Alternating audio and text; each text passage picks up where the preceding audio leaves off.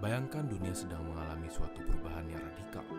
Perkotaan berkembang pesat 2-5, bahkan 10 kali lebih besar dari sebelumnya. Kuda digantikan oleh mobil, surat menyurat digantikan oleh telepon, dan pabrik yang biasanya membuat satu produk per hari, sekarang dapat membuat 10 produk per jam. Akan tetapi, kamu masih tinggal di dalam rumah seluas 25 meter persegi, bersama dengan 2 keluarga lainnya. Di atasmu ada 3 keluarga lagi, dan di bawahmu ada 3 keluarga yang berbeda. Kapitalisme memang memimpikan dunia yang terus meningkatkan taraf hidup semua orang yang bekerja. Jadi, bagaimana visi seindah itu bisa berubah menjadi kondisi di mana kaum buruh harus bekerja 16 jam per hari dan masih hidup di kondisi yang sangat miskin? Di abad ke-19, negara-negara Eropa sedang berkembang dengan pesat.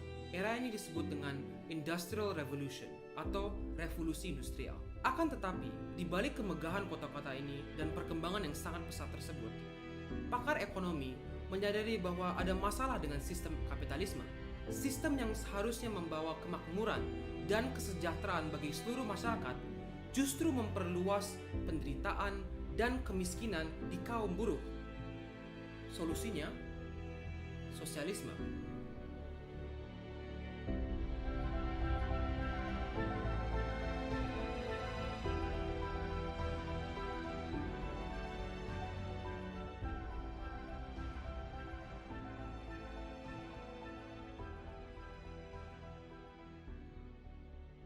Asal-usul pemikiran sosialisme. Istilah sosialisme digunakan pertama kali oleh Alexander Vinet, seorang teologi Protestan asal Prancis. Dalam artikelnya yang dimuat di surat kabar Le Zomme atau Penabur di tahun 1831, paham sosialisme adalah paham yang bertujuan untuk membentuk negara yang memberlakukan usaha kolektif dan membatasi kepemilikan secara perorangan. Perkembangan industrialisasi di Eropa mendorong kemunculan paham sosialisme. Sebagian besar lembaga usaha atau perusahaan merupakan milik swasta atau perorangan. Untuk menjalankan usaha dan pabriknya itu, setiap pemilik usaha atau kapitalis membutuhkan orang sebagai pekerja atau buruh. Paham sosialisme dapat dikatakan juga sebagai ideologi yang berasal dari reaksi terhadap revolusi industri pada abad ke-18. Di masa tersebut, paham liberalisme amat kental, dan kondisi di sektor industrialisasi menghadirkan praktik kapitalisme di tangan individu sebagai pemilik modal dan menyampingkan keberadaan buruh.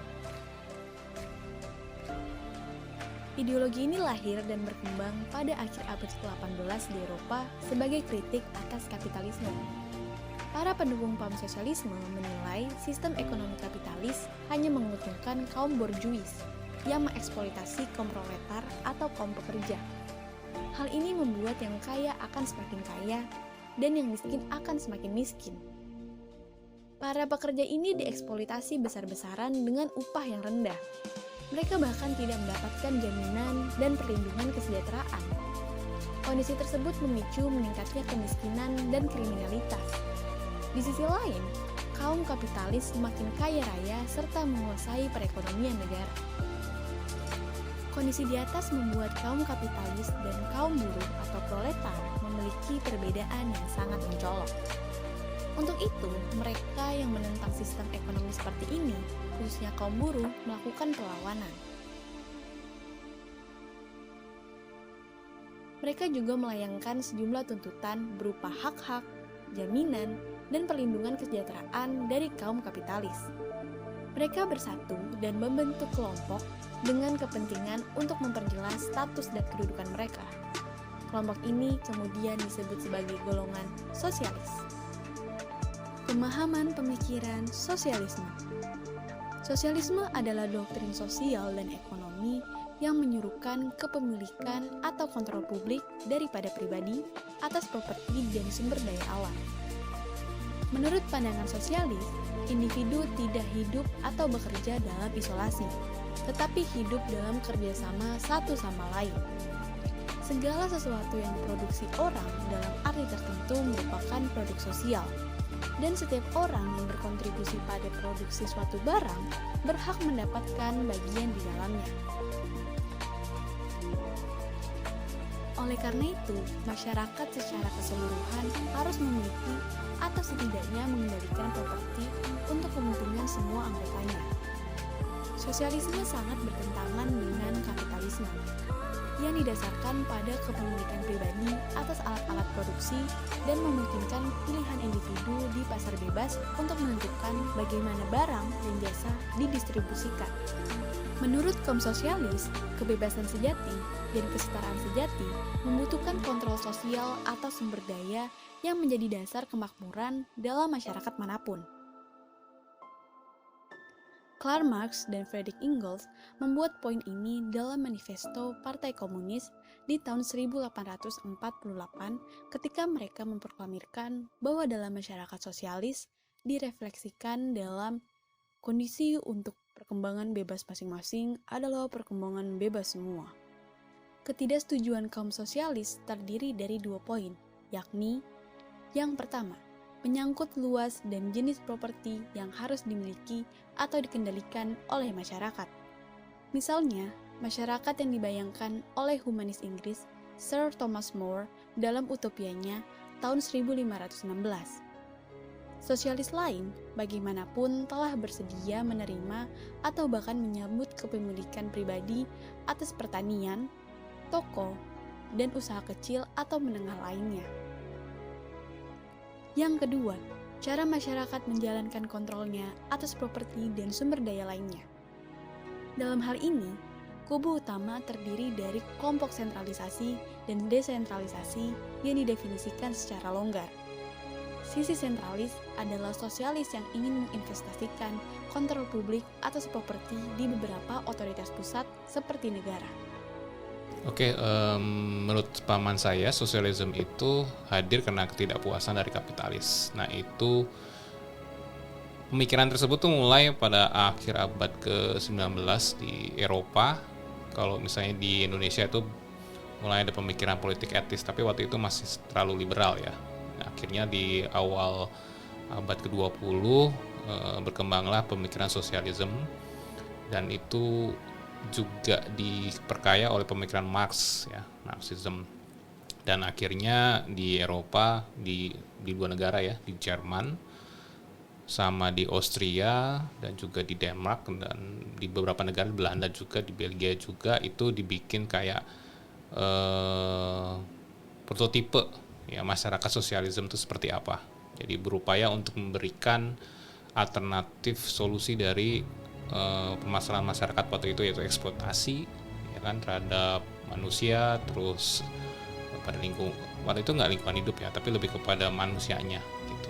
Dan itu berkembang, terus pemikirannya juga akhirnya ke Indonesia. Juga ada peran para pelajar Indonesia ya di sana ya, kayak Hatta, Syahrir, Ahmad Subardjo, terus ada Ki Hajar Dewantoro ya, Pak Suhardi Sudadiningrat, terus hampir semua founding fathers ya yang membawa pikiran sosialisme ke Indonesia, terus akhirnya ketemu dengan apa yang di Indonesia, akhirnya jadi sosialisme yang di Indonesia. Tapi intinya adalah dia mencoba memberikan solusi bagi implikasi negatif yang dihasilkan oleh praktek kapitalisme gitu. Jadi eksploitasi maupun yang lain. Itu sih sebenarnya yang pertama ya, roots-nya yang pertama. Kalau yang bilang tokoh memang banyak banget ya, tapi tokohnya paling mengerucut biasanya langsung ke kiri, langsung ke Marx ataupun Engels, tapi dengan interpretasi yang berbeda dengan komunisme yang nanti akan berkembang di Soviet atau Rusia, sama komunisme yang ada di China. Tokoh gerakan sosialisme.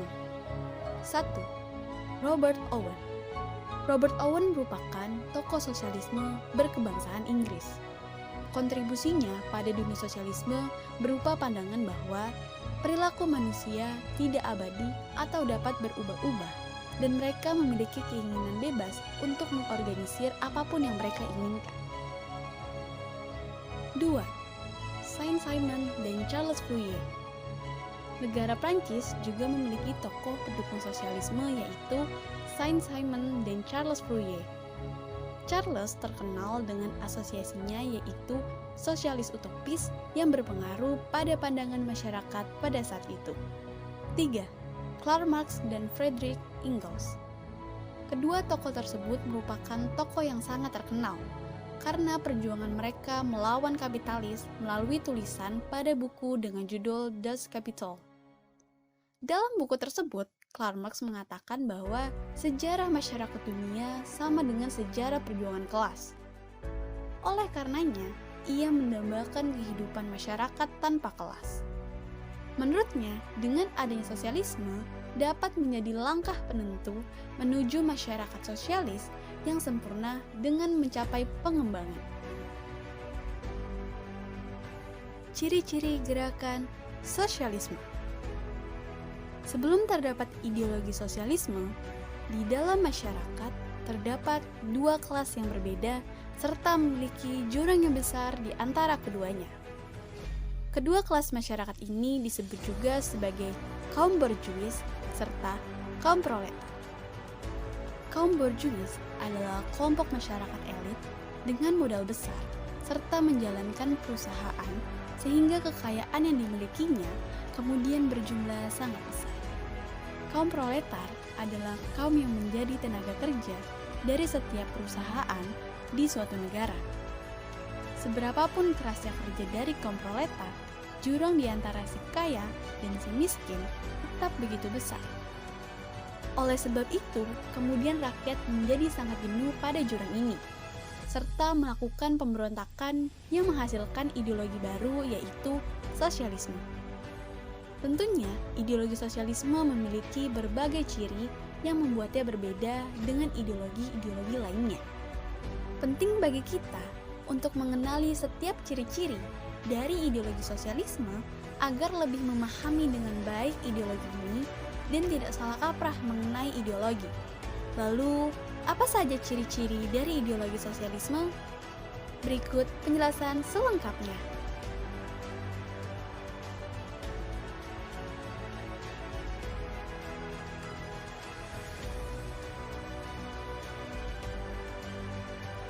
Satu, mengutamakan kepentingan dan kekuasaan negara. Ciri-ciri ideologi sosialisme yang pertama ialah mengutamakan kepentingan serta kekuasaan negara di atas apapun. Dengan demikian, maka setiap kepentingan rakyat akan menjadi yang utama bagi suatu negara. Setiap kepentingan yang berkaitan dengan kepentingan rakyat juga akan sangat diutamakan. Jadi, tujuan pembangunan nasional yang diinginkan dari adanya ideologi ini kemudian akan tercapai dengan baik. Ketika kepentingan bersama dikalahkan oleh kepentingan pribadi, maka penyelenggaraan dari ideologi ini telah tercederai.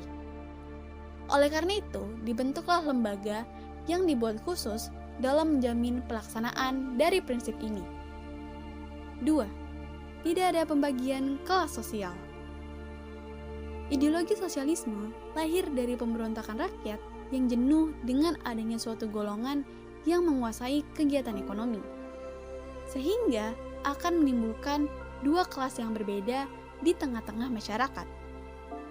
Oleh karenanya, ciri-ciri ideologi sosialisme yang selanjutnya adalah tidak adanya pembagian kelas sosial.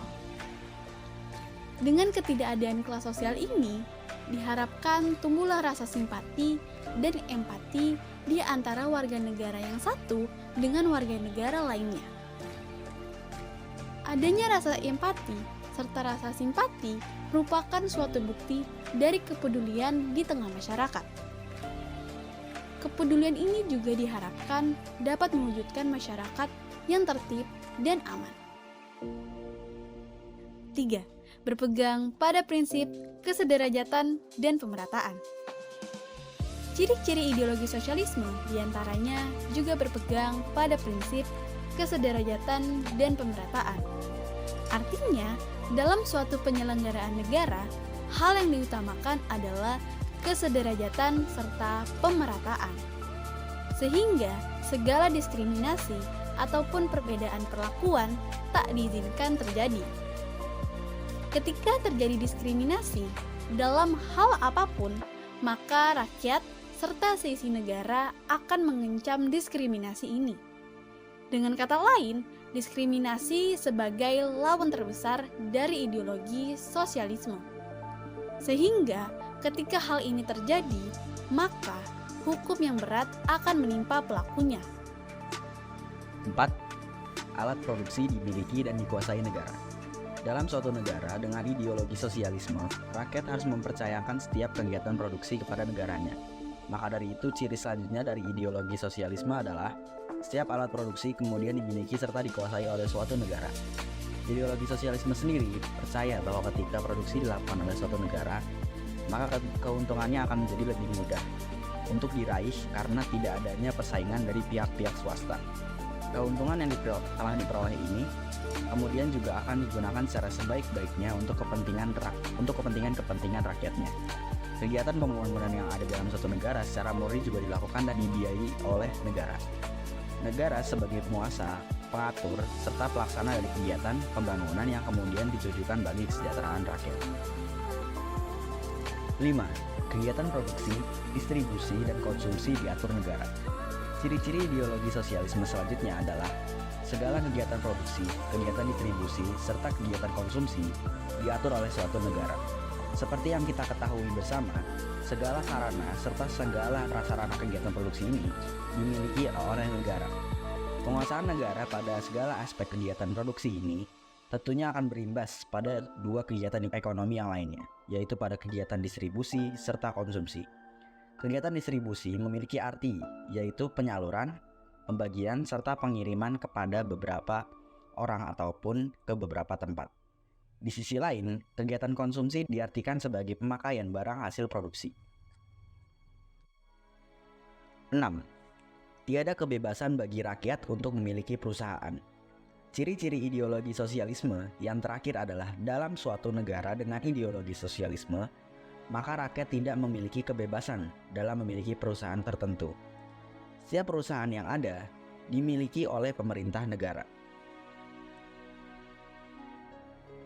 Macam-macam pemikiran sosialisme. Sosialisme utopis. Salah satu sosialis utopis pertama adalah bangsawan Prancis, Claude Henry de Saint-Simon. Saint-Simon menganjurkan kontrol publik atas properti melalui perencanaan terpusat, di mana para ilmuwan, industrialis, dan insinyur akan mengantisipasi kebutuhan sosial dan mengarahkan energi masyarakat untuk memenuhinya. Sistem seperti itu akan lebih efisien daripada kapitalisme. Menurut Saint-Simon, dan bahkan mendapat dukungan dari sejarah itu sendiri, Saint-Simon percaya bahwa sejarah bergerak melalui serangkaian tahapan yang masing-masing ditandai oleh susunan kelas sosial tertentu dan seperangkat keyakinan dominan.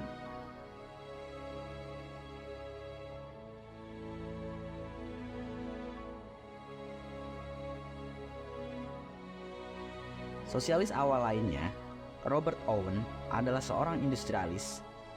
Keyakinan mendasar Owen adalah bahwa sifat manusia tidak tetap tetapi dibentuk. Jika orang egois, bejat, atau kejam, itu karena kondisi sosial yang membuat mereka demikian. Oleh karena itu, pada tahun 1825, Owen mendirikan model organisasi sosial, New Harmony, di atas tanah yang telah dibelinya di negara bagian Indiana, Amerika Serikat. Fourier menuduh karena institusi seperti pernikahan, keluarga, ia dinominasi laki-laki dan pasar kompetitif membatasi orang pada pekerjaan berulang atau peran terbatas dalam kehidupan dan dengan demikian menggagalkan kebutuhan akan variasi. Dengan demikian, Fourier membayangkan bentuk masyarakat yang lebih sesuai dengan kebutuhan dan keinginan manusia. Sosialisme Marxisme. Menurut Engels, elemen dasar teori Marx dapat ditemukan dalam filsafat Jerman, sosialisme Prancis, dan ekonomi Inggris. Bagi Marx, kapitalisme adalah kekuatan progresif dalam sejarah dan sistem eksploitatif yang mengasingkan kapitalis dan pekerja dari kemanusiaan mereka yang sebenarnya. Karena itu, Marx memfokuskan pada perjuangan antar kelas atas kepentingan dan sumber daya material atau ekonomi. Marx menyatakan bahwa revolusi yang dengannya sosialisme akan dicapai ditentukan oleh logika kapitalisme itu sendiri. Sosialisme pasca Marx. Pada saat kematian Marx pada tahun 1883, banyak sosialis mulai menyebut diri mereka Marxis. pengaruhnya sangat kuat di dalam Partai Sosial Demokrat Jerman atau SPD yang dibentuk pada tahun 1875 oleh penggabungan partai Marxis dan partai yang diciptakan oleh saingan Jerman Marx, yaitu Ferdinand Lassalle. Lassalle telah menggambarkan gerakan buruh dari sudut pandang nasional yang paling sempit, yaitu Lassalle berkonsentrasi untuk mengubah Jerman menjadi sosialisme, sedangkan Marx berpikir bahwa sosialisme harus menjadi gerakan internasional. Lebih buruk lagi, Lassalle dan para pengikutnya telah berusaha untuk menguasai negara melalui pemilihan umum dengan harapan menggunakan dalam tanda kutip bantuan negara untuk mendirikan koperasi produsen. Pemikiran politik sosialisme di Indonesia. Sultan Syahrir juga sebagai salah satu tokoh utama dalam Partai Sosialis Indonesia atau PSI yang memberikan banyak sumbangan dalam berbagai bentuk pemikiran politik berkaitan dengan perumusan dan pencapaian tujuan bangsa Indonesia pada tahun 1945 sampai 1965. Pemikirannya dianggap memberikan banyak menentukan arah dan situasi pada masa-masa di era awal revolusi kemerdekaan Indonesia. Seorang Perdana Menteri pertama dan juga seorang diplomat yang ulung, dan seorang yang menganut aliran pemikiran sosialisme demokrasi sebagai landasan pemikirannya. Syahrir adalah seorang yang sangat humanis dan menjunjung tinggi keadilan sosial. Sebagai seorang yang menjunjung tinggi kebebasan individu dalam kegiatan bermasyarakat dan bernegara dari segala bentuk pengekangan, tentu Sultan Syahrir menjadi orang yang menolak bentuk pemerintahan fasisme maupun komunisme. Dalam pandangannya, baik fasisme maupun komunisme memiliki aspek-aspek seperti melakukan penindasan terhadap nilai-nilai kemanusiaan, dan aspek-aspek tersebut sangat ditentang oleh Sultan Syahrir. Maka dari itu, bagi Syahrir, sosialisme kerakyatan dibutuhkan untuk mengakhiri feodalisme dan benih-benih fasisme. Maka sosial demokrasi bagi Syahrir, yang pertama, berarti sosialisme kerakyatan yang tujuannya adalah membebaskan dan memperjuangkan kebebasan dan kedewasaan manusia, yaitu bebas dari penindasan serta penghinaan oleh manusia terhadap manusia. Maka dari itu, konsep sosialisme kerakyatan yang dianut oleh Sultan Syahrir ini untuk mengangkat kaum-kaum yang tertindas ke dalam posisi yang sederajat, yaitu sebagai bangsa yang berdaulat atas kehidupan sendiri dan layak. Maka dari itu, Sultan Syahrir menyakarkan konsep kerakyatan dengan melihat latar belakang bangsa Indonesia. Sultan Syahrir mengemukakan pandangan dalam pemikiran sosialisme kerakyatan di Asia lebih cenderung ingin secepatnya dapat mengatasi kemiskinan dan keterbelakangan rakyat.